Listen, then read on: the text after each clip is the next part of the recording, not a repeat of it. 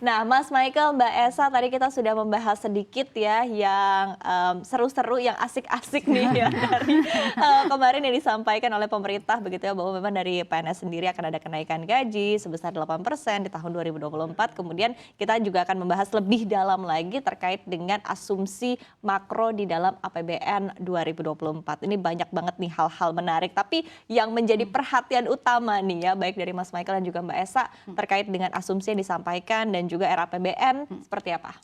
Kalau kita lihat sebenarnya, kita lihat dulu dari asumsi makro ya. Mungkin untuk ada beberapa hal yang sangat pesimis tapi optimis. Kita lihatnya pertumbuhan, saya nggak kaget sebenarnya karena kenapa 5,2 tahun ini aja 5,3 ya. Biasanya presiden di masa terakhirnya itu akan mengajukan pertumbuhan yang lumayan tinggi ya, karena menunjukkan bahwa ada ambisi di sana, ambisi untuk membuat proyek-proyeknya itu mungkin berjalan lebih cepat. Tapi mungkin juga kita lihat ada beberapa hal yang dikhawatirkan oleh Pak Jokowi, seperti kita lihat di nota keuangannya, itu soal perlambatan ekonomi Cina, soal kemudian mungkin pengetatan suku bunga di tingkat global, juga ada soal mungkin banyak hal soal gangguan di AI atau kemudian soal perubahan iklim. Ini yang membuat khawatiran-khawatiran yang pada akhirnya membuat target pertumbuhan mungkin tidak setinggi tahun ini, bahkan targetnya ya.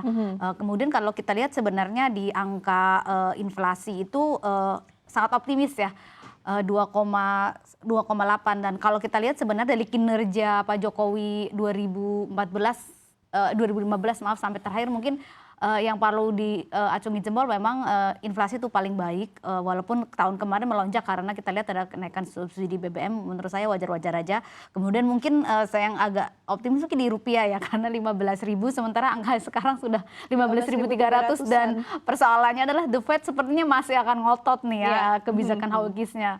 Kalau The Fed ngotot, kemudian mungkin ada berbagai macam ketegangan politik, saya rasa mungkin rupiah agak tertekan di tahun mendatang ya. Dan kemudian kalau suku bunga saya rasa mungkin di 6,7 masih masuk akal, dan di lifting ini sebenarnya 80 karena harga minyak memang akhirnya ini sangat naik ya, lumayan mendekati 90.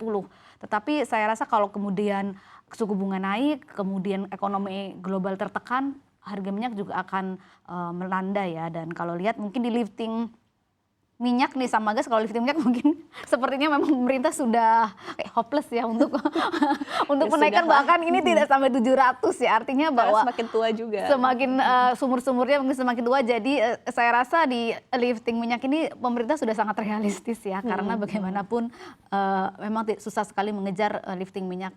Mungkin bahkan 700.000 barrel per hari pun agak susah. Baik, ini saya setuju dengan Mbak Esa ya. Tampaknya pemerintah memang view-nya lebih realistis, lebih konservatif begitu ketimbang tadi lebih ambisius. Seperti biasanya begitu. Biasanya kalau kita lihat memang agak tercengang karena angkanya besar begitu. Tapi kali ini kita tercengang karena memang kok angkanya tumben ya.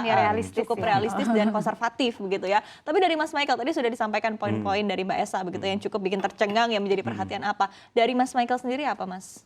Ya, kalau dilihat dari pertumbuhan ekonomi ya, realistisnya itu juga akan mempengaruhi dari postur anggarannya juga gitu. Karena melihat penerimaan misalnya itu juga nambahnya tidak terlalu besar dibandingkan outlook untuk tahun ini gitu. Karena mengingat pajak mungkin masih tumbuh positif gitu, tapi kalau dari sisi PNBP, bea keluar misalnya, itu juga akan terpengaruh karena mengingat harga komoditas akan jauh lebih rendah gitu. Makanya sepertinya opsi presiden memilih 5,2% itu penuh pertimbangan yang sangat matang gitu, walaupun sudah di akhir masa jabatan gitu kan.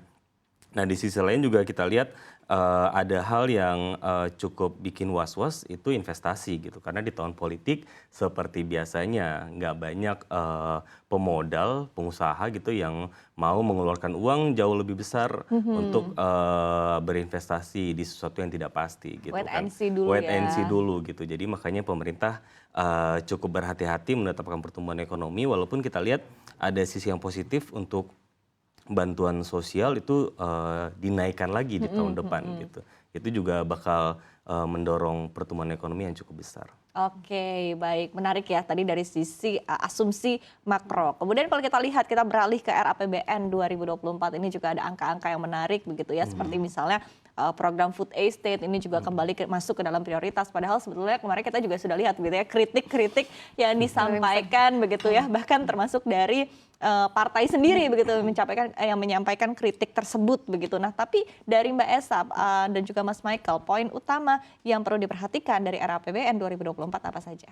Saya rasa bahwa faktor eksternal harus tetap diperhatikan ya, dan karena mengapa kemudian kita harus khawatir, tidak hanya itu akan mempengaruhi mungkin target pertumbuhan, mungkin lifting minyak, mungkin juga soal suku bunga dan tentu saja inflasi, tapi akan juga ngaruh ke penerimaan karena kita harus lihat kalau tekanan di global sangat besar akan ada tekanan juga pada penerimaan, artinya pendapatan mungkin akan jauh berkurang dan pemerintah mau nggak mau mungkin akan mengurangi di belanja ya. Kemudian kalau kita lihat subsidi masih sangat besar dan Pak Jokowi pada akhirnya kita lihat kembali lagi ke infrastrukturnya yang lumayan besar sekali ya, kembali ke 400 setelah mungkin 2020 mengerem dan 2020-2022 agak mengerem. Pada akhirnya tahun terakhir inilah saatnya Pak Jokowi mungkin ngeboots ya, ngeboots mau menyelesaikan nih proyek-proyek infrastrukturnya ya. Iya, tapi sengebut-ngebutnya jadi penasaran juga ya, nanti kira-kira sampai mana gitu kan. Masih menjadi pertanyaan juga begitu, sampaikah sampai tujuan atau memang masih jauh begitu ya. Tapi memang ini pelan-pelan ya kalau untuk proyek infrastruktur kan, seperti misalnya nggak usah jauh-jauh deh transportasi yang ditunggu-tunggu. Masyarakat aja LRT juga kan masih harus mundur begitu kan penyelesaiannya, ini juga kita akan terus saksikan ya, kita akan terus nantikan kira-kira seperti apa. Kemudian dari Mas Michael seperti apa?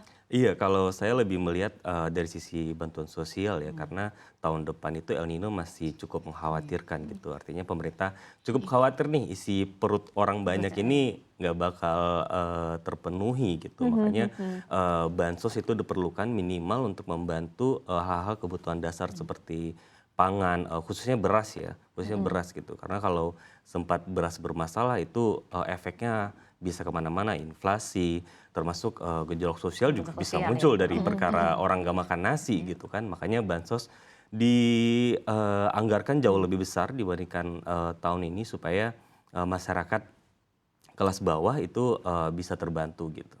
Oke, baik. Wow, menarik sekali ya dari Mas Michael dan juga Mbak Esa, pagi-pagi lumayan cukup serius kita bahas soal RAPBN dan juga bahas soal asumsi makro di tahun 2024 begitu ya. Tapi di satu sisi juga kita tentu optimis ya bahwa negara kita juga ke depannya masih akan terus maju, masih akan terus berkembang begitu ya, menjadi negara maju tentunya, dan ini juga kita akan lihat bersama-sama begitu seperti apa perkembangan ke depannya. Kita akan terus memantau tentunya ya Mbak Esa dan juga Mas Michael. Terima kasih. Selamat pagi, sukses dan sehat selalu, sampai bertemu kembali.